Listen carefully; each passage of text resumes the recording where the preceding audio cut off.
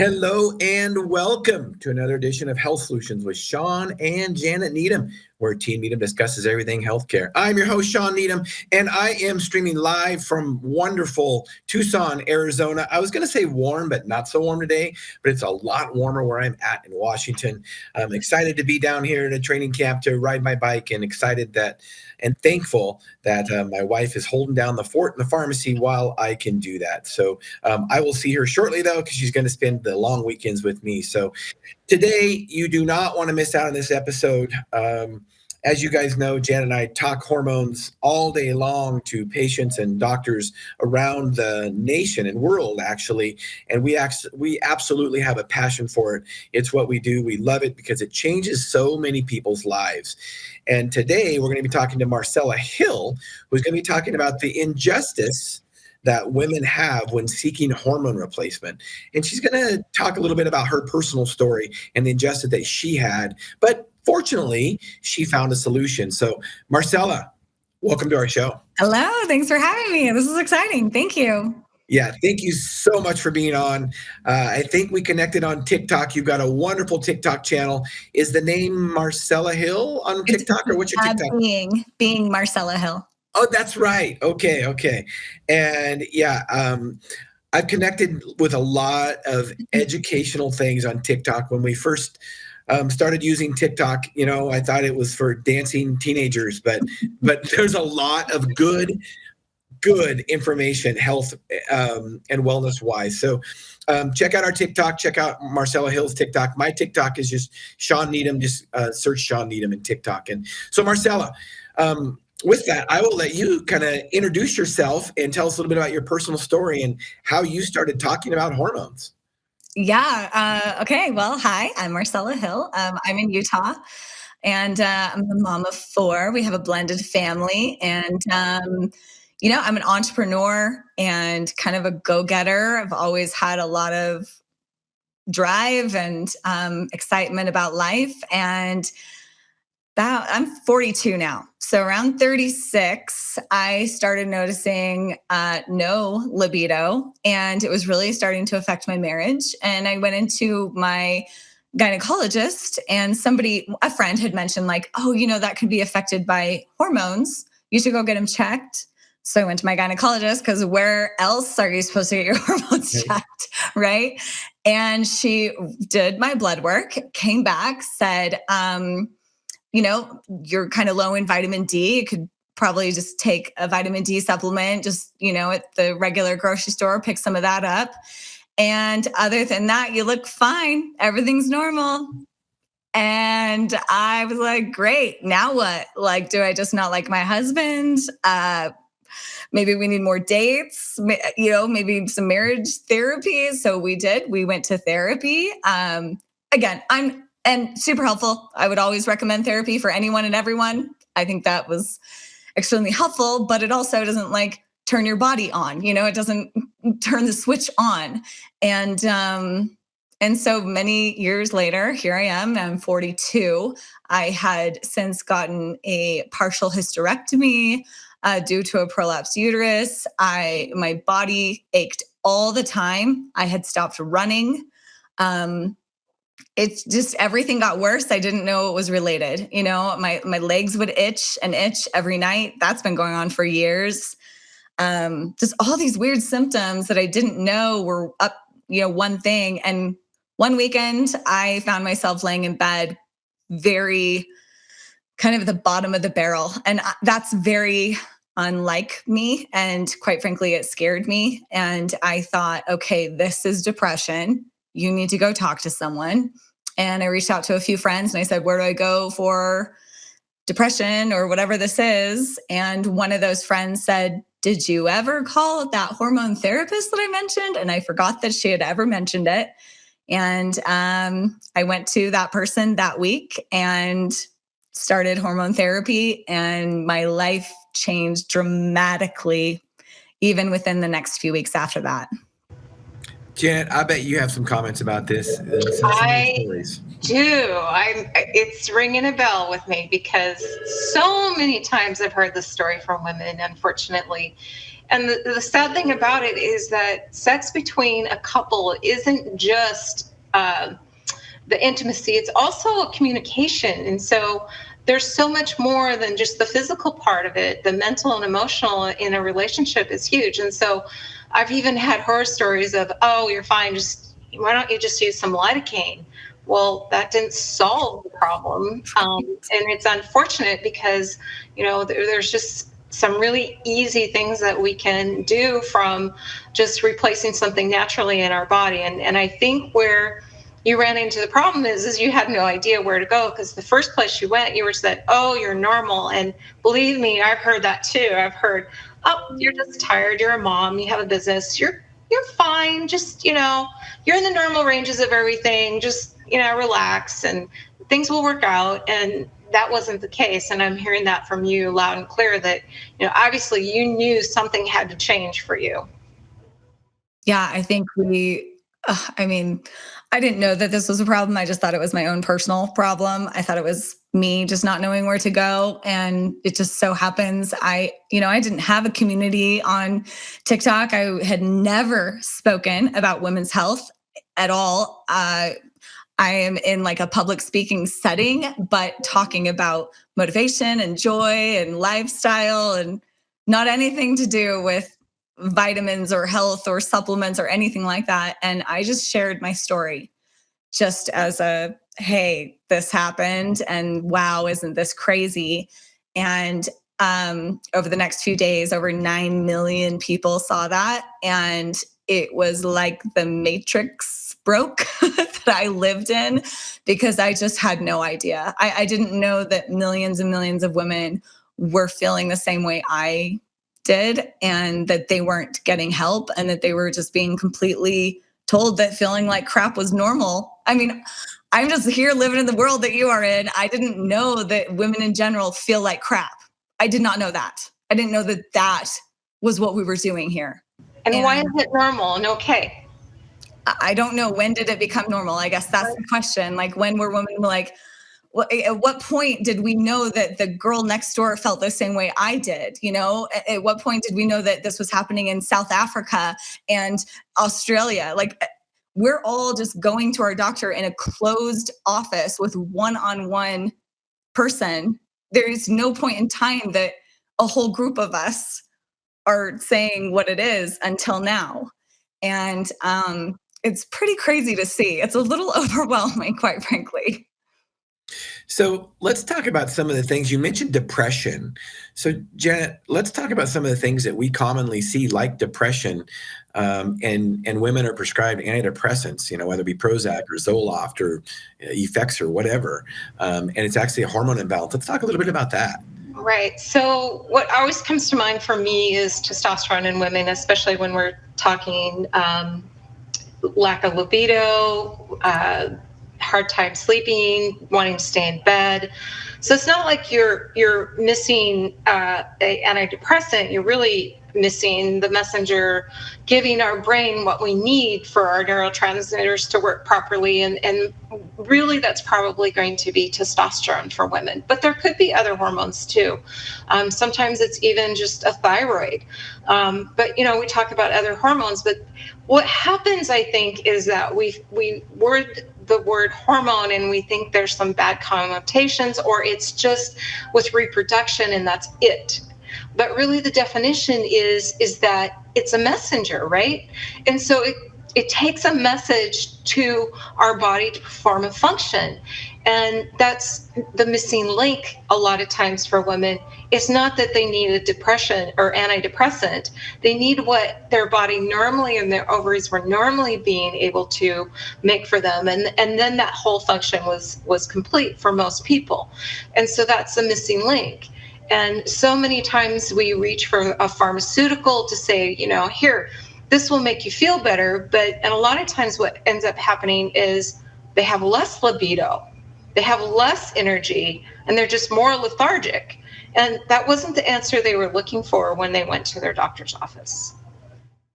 Yeah. So Marcella, tell us about how you finally found hormone replacement and some of the shorter term results and longer term results that happened, and what hormones you're on. That's a lot of questions all in one, isn't it? That's okay. I answer them all day, every day. So it's simple. I honestly, I'm lucky in my area. I'm in Utah, and in Utah, there are many providers. I was able to just Google bioidentical hormone therapy replacement, and there's 10 within range. And I just figured that was how it was for everyone, but it's apparently not. I was able to go into a clinic that is like a med spa. I've never been to a med spa. They do Botox, injections, lip filler. Yeah, I mean, you name it, sexual wellness, all of that. And I opted for the testosterone pellets. And then also they gave me a compound progesterone. So I take a progesterone in a pill form from a compound pharmacy, and then I get the pellets every 3 to 4 months. And in the second night that I was doing all of this, I slept through the entire night, which that had not even, it never occurred to me that like adults could sleep through the night. I didn't know that that was a thing. I slept all through the night, and most nights I sleep all night now. That was a game changer. Obviously, if you're sleeping, it's like can change everything. I noticed about a week in that my energy was just kind of this steady energy all throughout the day. It would be 7 o'clock and I wasn't like counting down the minutes to bedtime, and I hadn't taken any caffeine. And then a couple weeks in, I realized that my body didn't ache anymore, and I dared to go for a long walk, and I could go for a long walk the next day and the next day. And then I started jogging again, and it honestly just felt like I was back. I mean, I was running, crying, just thinking like, oh my gosh, like I can run again. Look at me. Like it just feels like bionic woman, or that you got your body back. It just was surreal. And then about 4 months in is when my sex drive kind of kicked in. It was like something in my brain turned on. Like the laundry didn't have to be done. We didn't have to go on some fancy romantic date. It was just like my body didn't care. It didn't need the list of things that I had always said, I need to have all these in place for me to feel, intimate and want to be, in a sexual setting with you. I didn't need any of that. My body like naturally just wanted it. And that was a whole new world for me. So it's kind of where we're at. Well, it sounds like you got, you found the right person right away that was dosing with enough progesterone and enough testosterone. And testosterone is a game changer for women.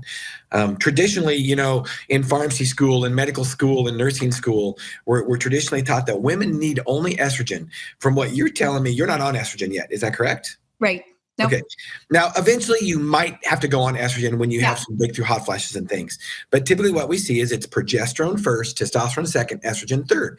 But what do we do in traditional healthcare? Well, if a woman needs hormones, or if she has any kind of hormone issues, let's just give her a complete hysterectomy and then put her on estrogen.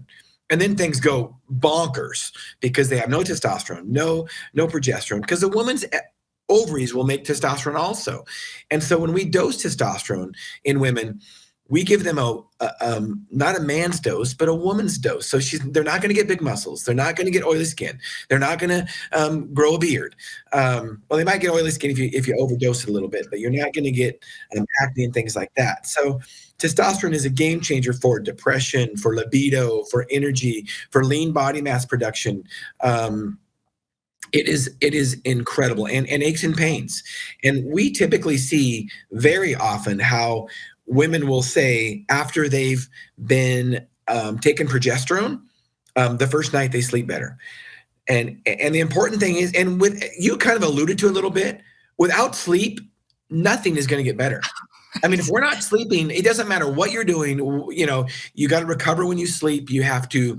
That's when you get rest. It's when you get stronger. And if you're not sleeping, nothing is going to get better. So it's important to dose progesterone aggressively. And I love oral progesterone because oral progesterone is metabolized in the liver first pass into 5-allopregnenolone, which actually is a neurohormone, which actually modulates GABA, which helps people sleep. There's actually prescription medication that tries to copy that, but we cannot make anything better than the body can. So progesterone also is so important.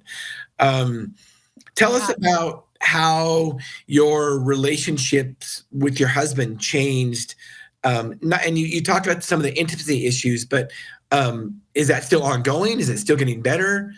Yeah, it's so interesting because I was at a point where honestly I just felt like maybe I don't love my husband. I mean, it was so bad, because it gets mixed up and not just no libido, but you almost feel like there's no feelings. You just kind of have this deadness inside. And it seems like no matter what he does, no matter what you do, there's not a lot of connection or feeling. And so you can only equate that, especially after a doctor tells you you're normal. You can only equate that to like, I must not have this love that I'm supposed to have anymore. And not only did the sex drive kick in, which was incredibly surprising, but it was like this feeling of love again. I mean, it felt like I fell in love with my husband in the middle of having been married for almost 12 years. I mean, it was just crazy. I felt like this little schoolgirl, not wanting to do anything else except for hanging out with my husband. I mean, isn't it great? So great. It was right. So great. And, now I think it's interesting because for anything, right? It's new, it's exciting.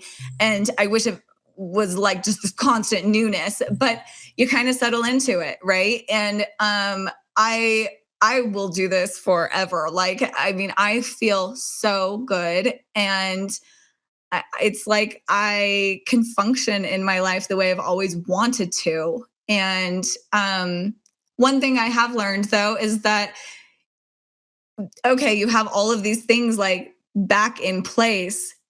You still have to do the work to be healthy, to have a healthy relationship, to have healthy communication, you can't just like take a pill and it's like all magical land, you still have to do the work. And so, but now what's nice is that us doing the work works. That was what was so frustrating. We were going to therapy, we were doing all these things, and it was just like every time we just hit a wall and it wasn't like soaking into my brain. And now it feels like when we read books together and we have really great conversations, it's like my body can respond properly, if that makes sense. Absolutely. And we hear it all the time. And one of the things is that, when we talk about optimal versus normal, Jana, when we talk about optimal versus normal levels, when you just said that it's normal. So optimal is different than what is considered within the range. And let's remember, labs are really being taken for people who might even be sick, and there's a big range usually. And we also throw women into this place of, we're looking at a 20, 30 or 40-year-old and not, along the line. So we're not age appropriate, and we're not really appropriate with where those labs really need to be for someone. So if we're saying optimal means what level it's right for this person and where they feel the best and where they are actually more functioning and healthy. So if it was perfect, we'd have that level before everything went down as far as when our levels changed. Yeah, we were just discussing, Marcella, optimal versus normal levels and how it's important that we optimize the hormone levels.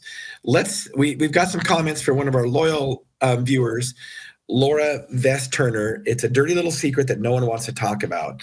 Definitely. And she made another comment that it's no wonder there are so many divorces as women start perimenopause. When you think about it, in their 40s, there's a lot of divorces. If we had our hormones stable, I suspect the midlife crisis for women would improve and marriages stay together. That's true. And it is, hormones are a piece of the puzzle, like Marcella said. Still diet, exercise, sleep are still very important, taking care of yourself, but hormones are a piece of the puzzle.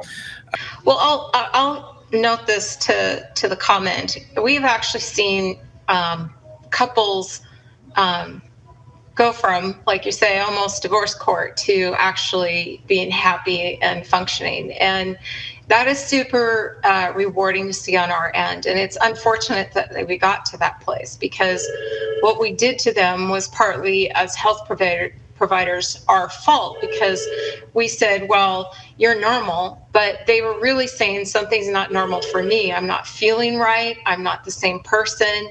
My relationships aren't right, and we weren't hearing them. So what we did is we shut them down further. And I personally am not a fan of throwing anybody on an antidepressant for when they're going through perimenopause or menopause, because it is a process where a lot of times what's happening in our body is hormones are changing. So if you go to what the normal function of these hormones would be, then we probably are going to reverse some of the things that we're talking about. And unfortunately, we also kind of have made intimacy and sex dirty. And really, let's back it up and say it's not just for reproduction, it's for having healthy relationships within a marriage, and a couple needs to have that intimacy, and it comes on both sides. And when the woman is just totally, not part of that picture and doesn't, just like Marcella was saying, you start questioning, your relationship and how you are feeling, and do you love this person? Do I love my family? Do I love my, there's all kinds of things, and it's unfortunate, but we see women who first start out with their hormones in the same boat, or before they do, saying the same things that Marcella has said. Absolutely. And I can tell you, Marcella's having some technical challenges. I think we're trying to get her back logged on. So I'm so glad you're here to chat, Janet. And she's going to be back on. Marcella, welcome back. Hey, I can hear you. There you are. You. All right. Again. We talked about, just kind of piggybacked on some of the things we've already talked about, but optimal versus normal. And, I want to say that is like, if you go to a doctor and, you're in post-menopause, and, they say your levels are normal. Sure, your levels are normal for a 55-year-old woman, but you weren't having symptoms like this when you were 35. So realize that you want to be like you were when you were 35, not when you were 55. So that's the difference between normal and optimal. And that number is, like Janet said, it's different for everybody. And labs are a tool to go along with symptoms and history.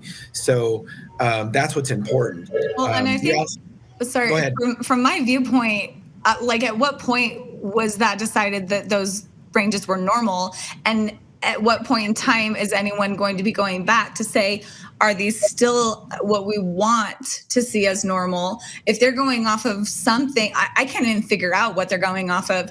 If they're going off of 10-year studies, 20-year studies, saying this is a normal range for a 50-year-old, but no one's paying attention that 35-year-olds feel awful, are committing suicide, are ending their marriages, are leaving their jobs. Are we okay with saying those ranges are normal still? Who is doing that work? And I just don't think, from my viewpoint, that that's going to happen as fast as we need it to. And so it's going to take the women saying, this is not normal for me, to do something about it. And I think when you look at labs in general, and I had a whole podcast on this, when we look at normal level for labs in general, it's normal for people that are seeking healthcare. Usually people that are seeking healthcare are sick. Right. So it's normal for sick people. I can tell you, I use myself as an example all the time. When I was 39 years old, and I have a twin brother, and it was the same. I'm going to put him alongside me. Our testosterone level was 1,250 when we were 39 years old. The normal level is 200 to 800. I was not on testosterone when I was 39 years old. So why? I guess I was abnormal, or the numbers are just not for everybody. You have to take that into consideration, and women the same. So, and I will tell you that, and we're going to be having this on our podcast about the intimacy issue, how important, Janet kind of alluded to it, but sexual relations with our spouse is what sets us apart from just being friends. And it is so, so important. And there's two things about sex. Not only does regular sex make you healthy, but healthy people have regular sex.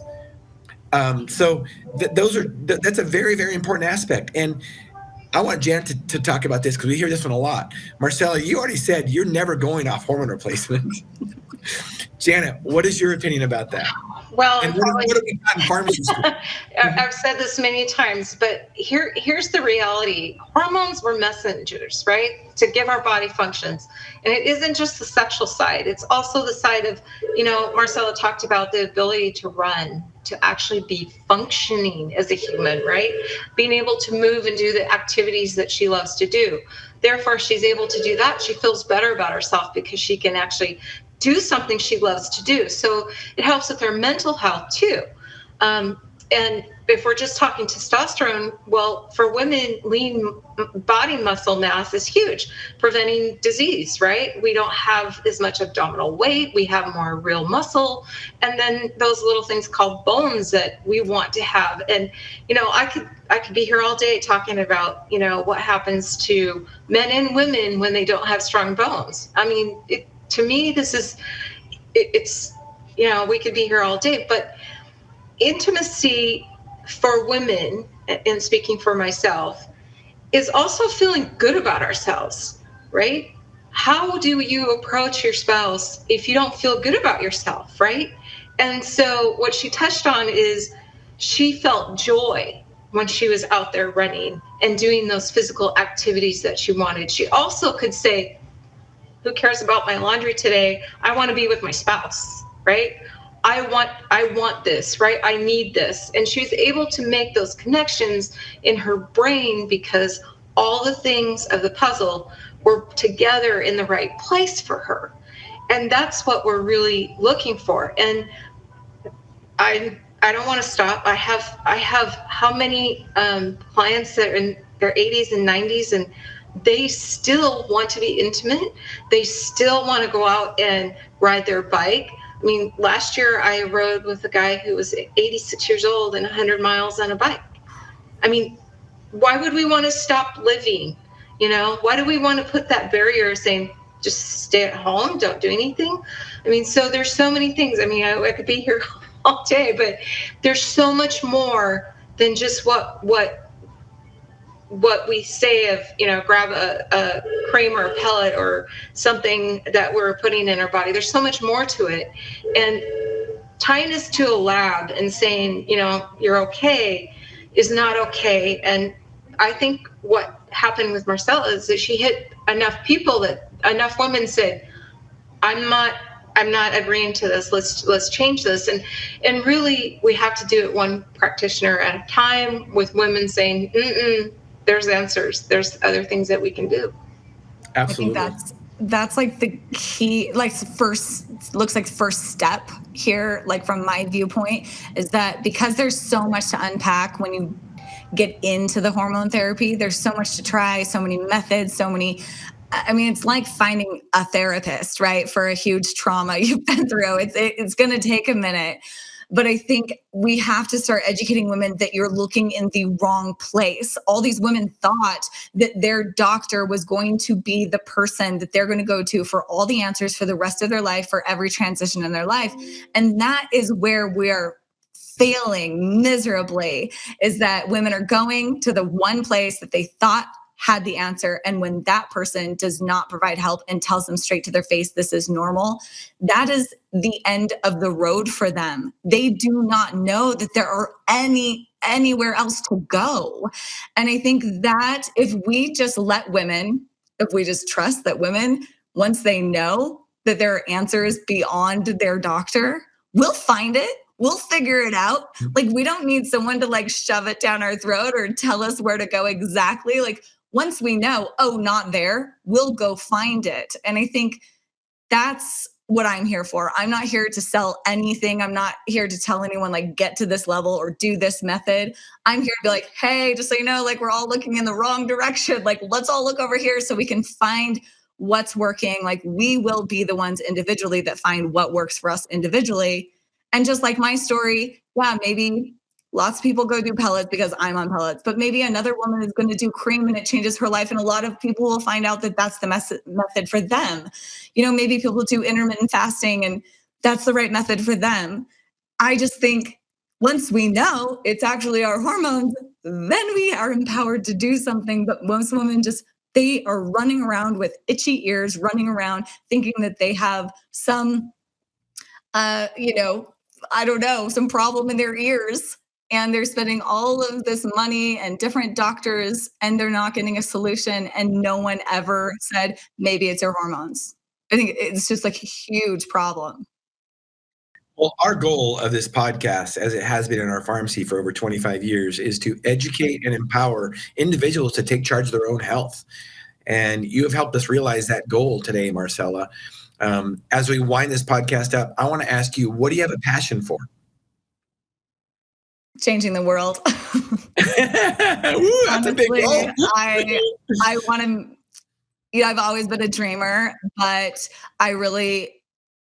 we've seen people in history change the face of this planet into what they want it to be, into what they think can exist. And I believe that we can live in a world where women know who they are and they feel good.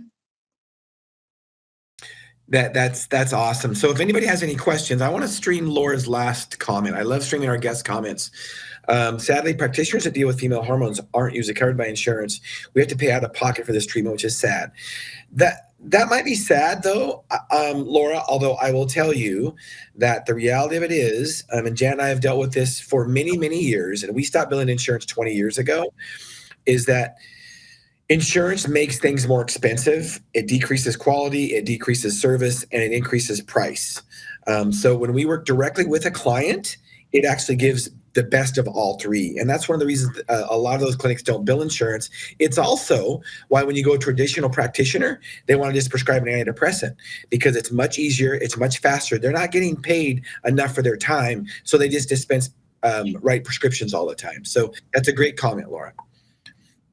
So tell us about your link tree and how to get a hold of you, Marcella. Yeah, you can find me. So a lot of people are asking, where do I go? How do I get help? If you click on just the link in my bio, go to marcellahill.com, find me on social at being Marcella Hill.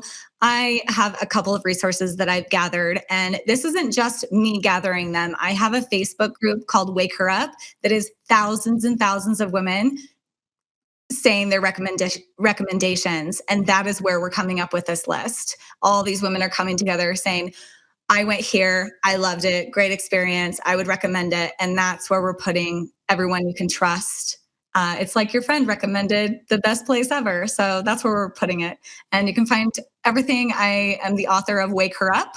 You can get a signed book there as well, and all the things. Awesome. I love what you're doing. We're going to have you back on and talk about your book. Yeah, I would love to. I love hormones, but my book is probably my biggest passion. Yeah. Yeah, we will definitely do that. So thank you for being with us today, Marcella, and helping us realize our goal of educating and empowering individuals. Thank you, Janet, for holding down the fort while I'm gone. And thank you for all your comments today. Tune in, listeners and viewers, Thursday, our midweek podcast, 8 to 9 a.m. Pacific time. We will have Alex Mitchell on, and he is going to be talking about safe and effective. Safe and effective, what does those mean when it comes to drug therapy? You might be surprised. So tune in Thursday, our midweek podcast, Health Solutions with Shawn and Janet Needham. Thank you for listening.